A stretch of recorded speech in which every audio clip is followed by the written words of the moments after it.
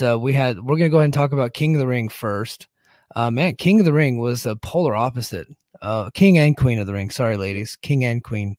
It was polar opposites. It was 5 matches. I think it went like 2.5 hours, right? Not counting the pre-show.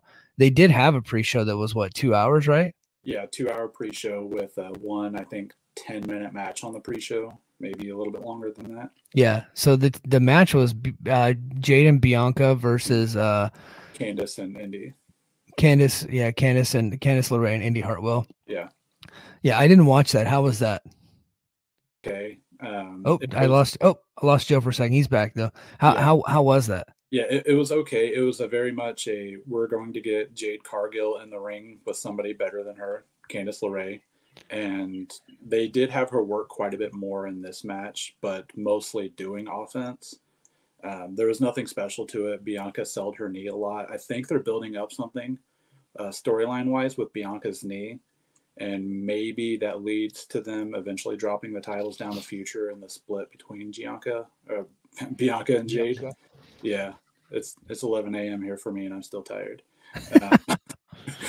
Yeah. Well, yeah, it was an okay match. It was nothing special, nothing, go out of your way to watch, but it's very much something that they're building a story with Bianca and Jade with.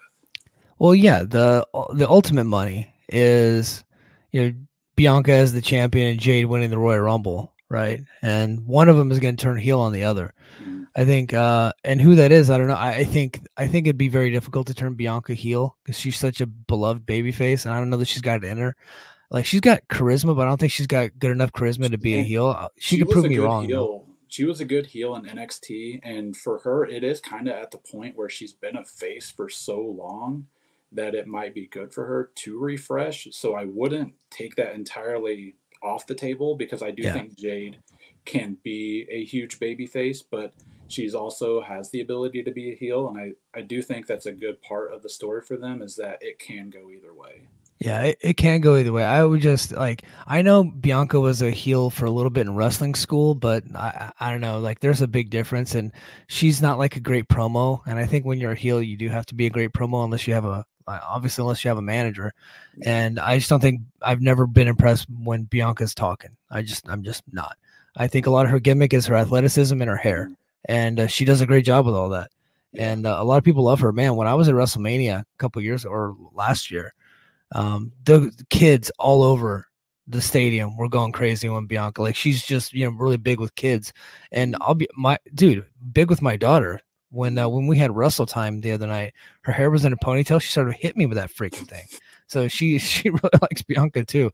So but I think ultimately the money is breaking them two up and doing something with them. I would save it for WrestleMania. I think you should keep them as a strong tag team for through the end of the year, and then break them up at some point in the beginning of the year to set up a WrestleMania match.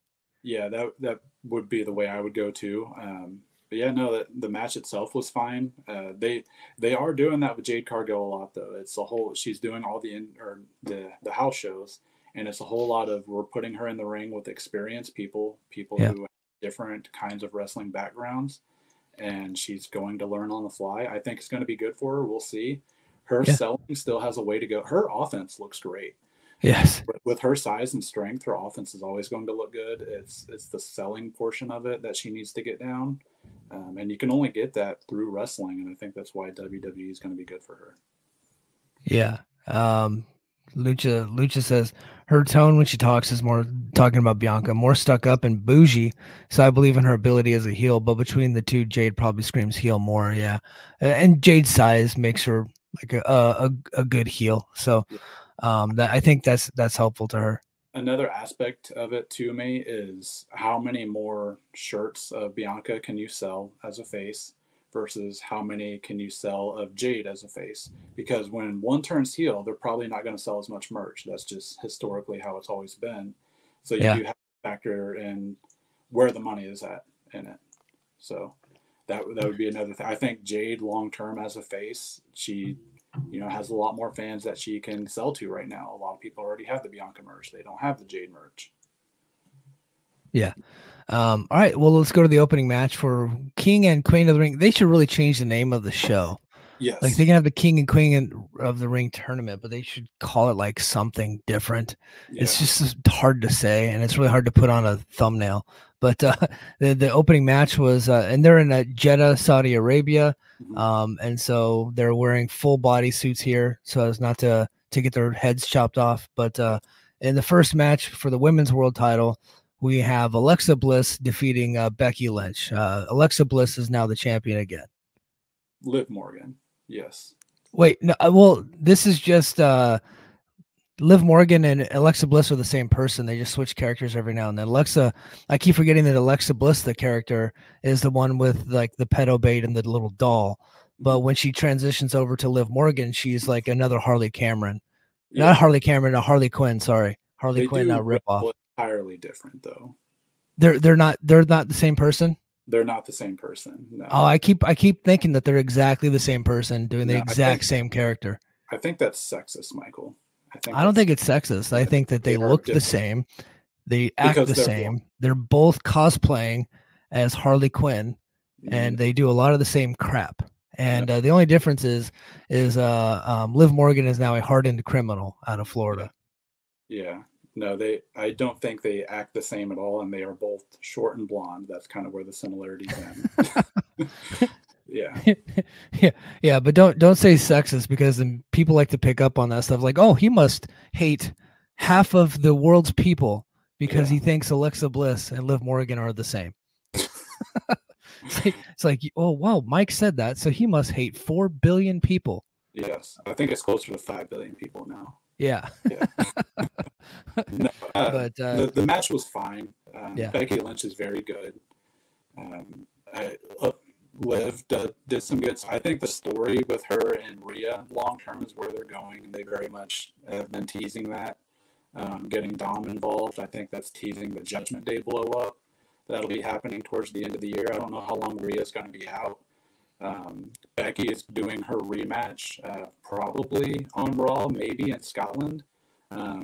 Becky is the only champion in WWE to remember that they had a rematch clause in their contract, and she brought that up in her promo. But I think Liv keeps the title at least until Rhea gets back. It was an okay match, nothing bad, but nothing to go out of your way for. I think Liv as a champion, especially as a heel, I'm hoping she gets a better run this time than she did last time. Her last run was absolutely terrible. It was booked poorly. She was overshadowed by much bigger stars on her brand. Liv is the top merch seller right now. Yeah. Hey, Joe, you're breaking up. So here's what I want you to do. I want you to click that link that I sent you with your cell phone, and then so get off of here. I want you to click the link with your cell phone, and then just kind of call in on your phone, but audio only. And I will stall until you do that. Okay. So yeah, Joe was on his iPad. Typically we don't do iPad, but that was the only way I can get him. So I told him he's going to come back and call in on his cell phone. So, but yeah, so Becky Lynch takes the L here. She took the L at WrestleMania. She's only got the title because Rhea Ripley got hurt, and her contract's coming due. I think that's interesting. I also don't think there's a chance in hell she doesn't re-sign with WWE. In fact, I think she was just kind of like, I don't think she was supposed to be the champion. She wasn't about to have a title reign. Okay, let's see. Joe, are you back? Yeah, can you hear me now? It sounds much better. Yeah, you were right. The iPad sound was not great. So I was just saying that Becky Lynch, her contract's coming due. She's taken 2 major L's in a row, and I think that's interesting. I also don't think that there's any chance that she doesn't re-sign with WWE. She is a fixture here. She's a lifer here. She could possibly take time off. I could see that. I don't think she was supposed to be the champion. Rhea was supposed to stay the champion. Yeah, I think she just came in and did the company a solid to transition the belt over to Liv Morgan, because I think they're trying to push Liv. But yeah, I think she's taking a little bit of time off, and then she's going to get the contract settled and probably come back later this summer. Yeah, there's been a lot of talk of her potentially joining Marvel in the MCU in some form, and some small role. I think, oh man, was it not the Ant-Man movie? One of the movies that did really poorly a couple of years ago, she was rumored to have a role in, and they might have a role ready for her. I could see her taking time off to do that. Her daughter, I believe, is going to be starting preschool this year. Seth is really beat up, so it makes sense for her to take some time off.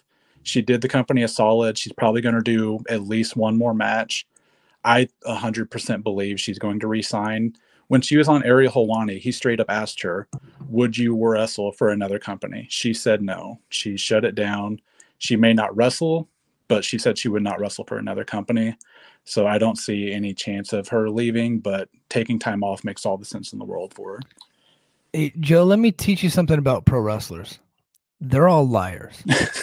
And she is absolutely 100% a complete and total carny. She's been in the wrestling business for, God, what, 15 years now? Because she started when she was like a little kid. Closer to 20 years. Yeah. I think she started training with Balor in 2006, 2005-ish. Yeah. So she's been around forever. She is embedded into the culture. She definitely would wrestle somewhere else. I just don't think she's going to. I think WWE is gonna make her. They're gonna find out whatever Mercedes Moné is getting, and they're gonna give her a bump on top of that. Make sure she's the highest paid woman in pro wrestling, and she deserves it. I mean, she's, she didn't deserve to be the highest paid woman in pro wrestling. She deserves to be paid, maybe not, Cody and Roman money, but like, next tier down. Yeah. Because she's absolutely a huge star. She is in terms of women wrestlers specifically in America, she's the biggest game changer that I've seen in my time of watching wrestling. Oh yeah. At one point, she was legitimately the most overact in all of wrestling. I've just never seen anything like that before. Where people were completely taking over shows for her. I mean, she changed and forced the hand to put the women in the main event of WrestleMania. Like, that's probably at that level I'm not sure we'll ever see again. Yeah, she deserves the next tier down, right below Roman and Cody is exactly where she should be. Yep. Next we go to the Intercontinental title triple threat match. Sami Zayn defeats Bronson Reed and Chad Gable with Otis. Sami Zayn, of course, super over in Saudi. Yeah. It might as well be a Montreal crowd for him. It's a home crowd. The crowd, I mean, the crowd reaction made this match, honestly. Yeah. So, and the match, it had the gimmicks with Otis on the outside, and that, I think that took away from it a little bit for me, but I think that's just what this is supposed to be. But other than that, I thought the match was pretty good. I thought the work in the match was very good. I could have done without the Otis stuff, especially as long as it was. They probably could have cut a good minute out of that Otis stuff. And it also makes the heels look stupid, because if your plan is to have Otis attack Bronson and Sami in a no DQ match where you can do that at any point in the match, why not just do it from the start? Yeah. I thought the booking was just super convoluted on this one. But again, I mean, like, the wrestlers are all very good, so they were able to still have a really good match, and the crowd reaction was just insane for Sami. So the guy walks on water there. They absolutely love the dude, but he got the victory. I wouldn't rate the match very high because of all the gimmicks, but I thought it was like mostly enjoyable. Yeah, it was a solid B- for me. Yeah. I thought the work was very good. If you take out the Otis outside stuff, I think the match is much better. If you look at just the working, I thought it was great. Yeah. And I think on Cage Match, they actually have it as an 8.03 right now, which is wild to me. They must have just enjoyed it much more than I did. But next we have the Queen of the Ring finals. We have Nia Jax beating somebody who I didn't know was a real person until I saw this. Lyra Valkyria. That's the dumbest name I have ever heard in my damn life.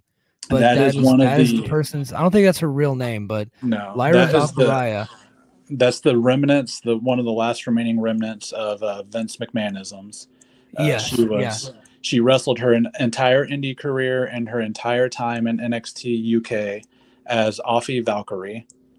And then they changed it to Lyra Valkyria, which just change it to, if you want to own the name, Lyra Valkyrie. That's fine. Well, I know, because I know, like, Taya Valkyrie is working, dark matches in AEW still, but she's not like a big enough star to where it's like you can't just take the name. Just take it.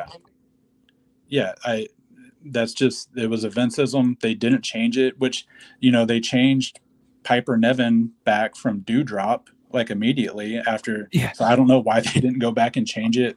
Maybe she's just fine with it. Yeah. Dewdrop was pretty damn egregious. Yeah, that was. And she even, I forget what show she was on, but she said she was pretty pissed and thought that was a stupid name from the get-go. Yeah. And kudos to her for getting sick and missing her entire main roster run while Vince was there and not coming back until Triple H took over. Kind of genius, really. Yeah. But yeah, Nia Jax gets the victory here. Nia Jax is one of the most improved wrestlers I've seen the last couple of years, and she's like improving when she's close to 40. Yeah, she's not 40 already. But the weight loss has been huge for her. She's working hard.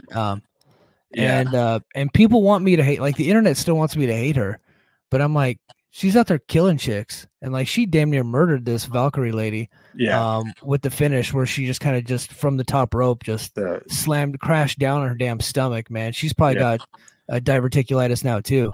Yeah, the bonsai drop, and that's just inexperience on Lyra's part. Why are you going to try to powerbomb her from the corner? You just got to watch some film.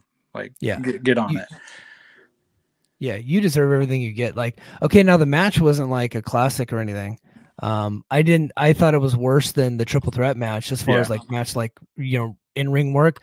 But look, I don't need Nia Jax to be like a catch as catch can, slap the thigh kick out of everything, type of wrestler. She just goes out there and crushes chicks. That's entertaining to me.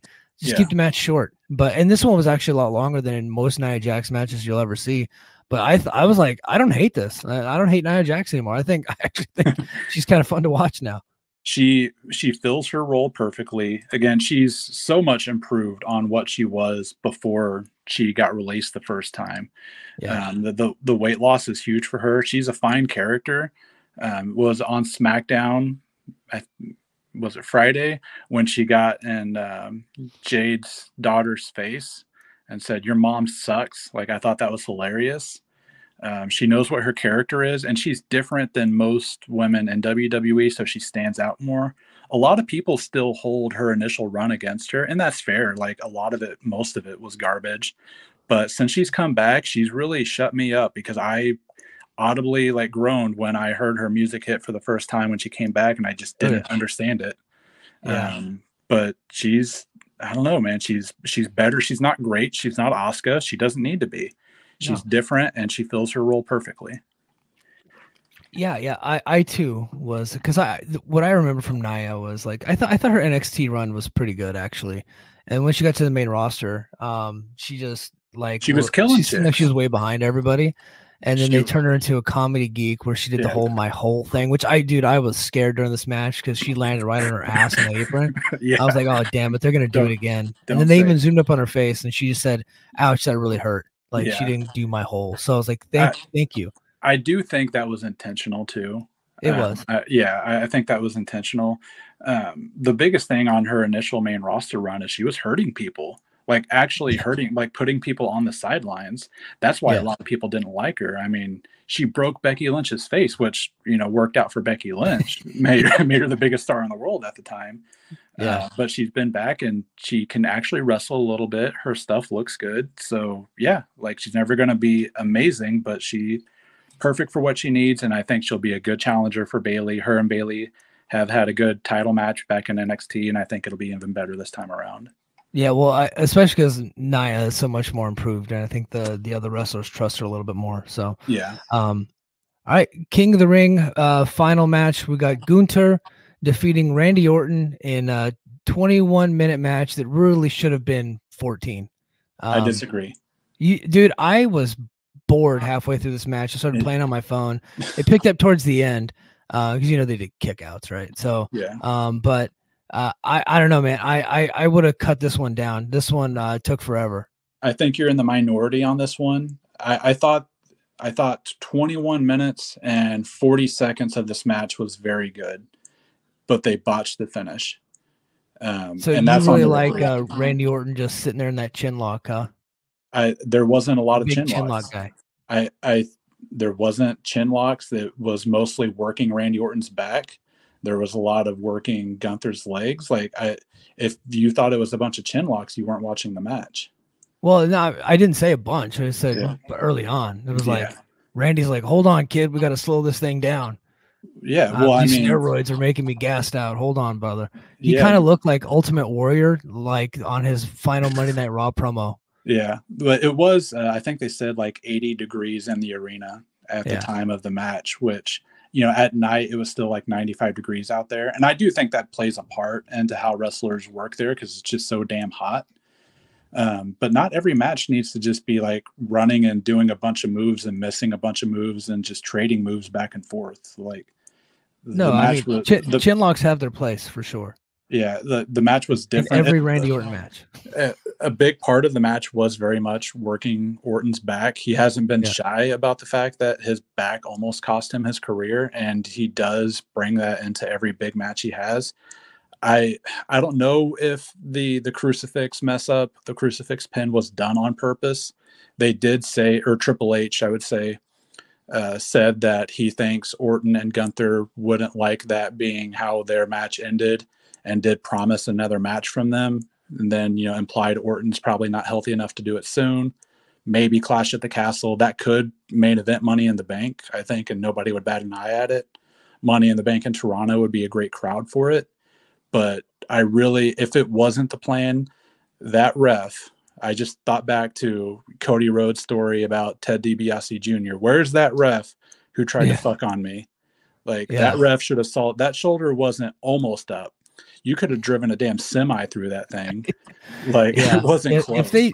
If they did that on purpose, they completely buried their ref. Yeah, unless it was supposed to be like close. There's just no coming back from that. Yeah. So I don't think it was on purpose. I think clearly the ref knew the finish and he didn't want to blow it, and so he counted 3 anyway. But he should have had the wherewithal to not count and make him actually get that complete pin. Yeah, well, and the easy thing to do there before you even start counting is put your hand under the shoulder and just tell them, hey, it's not down. Yeah. Orton and Gunther have both been wrestling a very long time. They would find a way to fix it. Put it on the wrestlers, not on the ref. There was a funny spot during the match that Gunther, I don't know what the move is called, where you put your knee in the guy's back, you grab the arms and try to like do a bow and arrow on it and try to stretch them out. And Gunther tried that with Orton, and Orton can't put his arms back anymore. Like his arms could not stretch back, so they immediately went away from that. And I just got a big kick out of that Orton is currently so bulky that he has no dexterity in his arms and chest right now. Well, no, he's got bad shoulders. Yeah. So I'm like, I feel you there, Orton. But that what Gunther was trying to do is a really good stretch, though. Yeah. It's not. It doesn't hurt. It's just a stretch. It's a chest and shoulder stretch. Yeah, I got a kick out of that. I thought the match was good. I hated the finish, and it kind of took away from the match for me. I thought if they would have nailed the finish, it would have been quite a bit better. Yeah. I'm looking forward to them doing something, later. Clash, I think, would be great. I think they're going to load that card up, so I could see it happening again there. But they're definitely going to a rematch because I think both guys were unhappy with how it finished. Yeah. Well, Cage Match gave it an 8.14, and it's tied with the Cody Rhodes Logan Paul match as the best match of the night. So maybe, I don't know, maybe I just like halfway through that match, I just started playing on my phone. Yeah. So maybe I'm missing something, but I don't know. I just didn't really find it to be all that exciting. Yeah, you got a short attention span. You need to go back and watch some good technical wrestling, Michael. I love Gunther, man. Like he's great, and so I was looking forward to a Gunther match, and we got a Randy Orton match. That's probably what did me in. But main event, we got Cody Rhodes defeating Logan Paul. This was really the only match that had any kind of like fuckery. Well, actually, no, the triple threat match had a little bit, but this one had a lot. But I didn't think it took away from the match. In fact, I thought this match was very good. Cody Rhodes continues to deliver in the main event, and Logan Paul continues to be like insane at how good he is with how little experience he has. I really enjoyed this match. Yeah, I could have done without the actor. They did the whole brass knuckle thing purely to give him a spot to make the save. Yeah, that was for the locals, Yeah.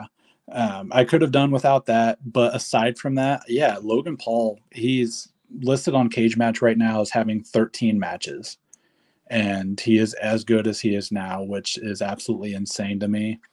he did put out a tweet. So the drone shot, the 360 drone shot to the frog splash, he tweeted a text message that he had sent, presumably to Triple H, Paul Levesque, from a year ago, saying, "Hey, like I had this idea of hiring a drone pilot to do this kind of shot. Like I think it would look fantastic." And the fact that with as little experience as he has, he's coming up with shots that make his matches look better. He's not just thinking about the moves, he's thinking about how they come off on TV. I think that's been one of his strongest suits, is like him understanding and trying to improve the presentation of it. I did really love when the ref was trying to count Logan out and Cody stopped him and said, no, he has to learn. And, like, I'm going to whip his ass. Like, he's got to learn here. And when he put him in the figure 4, Logan was crying, "You're going to break my legs, Cody. Stop. You're going to break my legs." He plays such a good douchebag. I wouldn't mind. It's pretty natural for him. Yeah, it does come natural. It's in his blood. I wouldn't mind seeing him run the match back at some point. I wouldn't do it soon, but I think they could have an even better match down the line. Yeah. Yeah, no, if Logan Paul decides to like make this his major focus, he really needs to. I know the boxing stuff he gets paid a lot to do that. He's not any good. Like, well, he hasn't boxed in a long time, has he? What's that? When's the last time that he boxed? Man, I thought he's had a fight since he's been with WWE, but I cannot remember when it was. Let's see. I think it might have been like a little over a year ago. Yeah. When the last time. Oh, that's boxed, right. But he was it Dylan Dennis? Yes. Yeah. Yeah. Which might have been a work, honestly. Yeah. Well, Dylan actually got knocked out, didn't he? Man, I honestly can't remember. Yeah. I know Logan Paul beat him, but I can't remember if he knocked him out or not. Yeah, I just remember it wasn't even like Dylan Dennis is not even a good MMA fighter, so for him to get a boxing match was pretty insane. But yeah, so Cody is having a run of really good main events. He had the Roman, and then I thought that match with AJ last month was also really good. I think didn't that get a 5-boy out of Dave? I think it did. Yeah, got a 5-star. Yeah. So I concur with that. I thought that match was absolutely awesome. And then this one, I don't think it's going to get a 5, because it had the fuckery in it, but I still thought it was very good. So Cody's having a hell of a run as a main event, babyface world champion. So curious to see where they go next. Well, actually Gunther, but that's not until SummerSlam. So Gunther will be challenging on Raw. They did make it clear that the King of the Ring winner has to challenge for the title on his show. Oh, okay. Yeah. So Gunther would be at SummerSlam, would be challenging the winner of whoever would be Damian Priest versus Drew McIntyre at Clash. So it'll be Gunther versus Drew at SummerSlam, which count me in on that. Yeah, maybe. I mean, because there is that CM Punk, thing that'll be hanging over Drew everywhere he goes. Yeah. So, yeah, but Gunther versus Drew, they did that last year, I think. I was kind of underwhelmed by it. I think Dave gave it a 4-star. I think they could do better a second time around. I was there live at WrestleMania when him and Drew and Sheamus got a 5-boy. Yeah, and just beat the living shit out of each other. Yeah. Yeah, no, that match was great. I don't know, maybe they were holding back because they knew they were going to have another singles match in the future. I know wrestlers do think about stuff like that. Their singles match kind of underwhelmed me, but yeah, I would say that's probably Drew versus Gunther at SummerSlam, which I think Gunther can take an L there. It just really depends on, what you want to do with Drew down the line, because I ultimately think the money is in Drew versus Punk wherever they do that. Yeah, so I originally thought they would do Drew versus Punk at SummerSlam, but that looks like plans have changed there. Yeah. I mean, look, we could all be full of crap and Damian Priest could retain that title. I think if they do, that's a mistake, because they already did that to Drew. Yeah. When he fought Roman. And what was it? Wales or wherever the hell they were at? I can't remember. Yeah. Cardiff, Wales. Yeah. So they already did it there. They can't do that to him in Scotland. I think that would be a huge mistake. Yeah, no, that crowd is going to be so white hot for him. Yeah, I think it would be a mistake.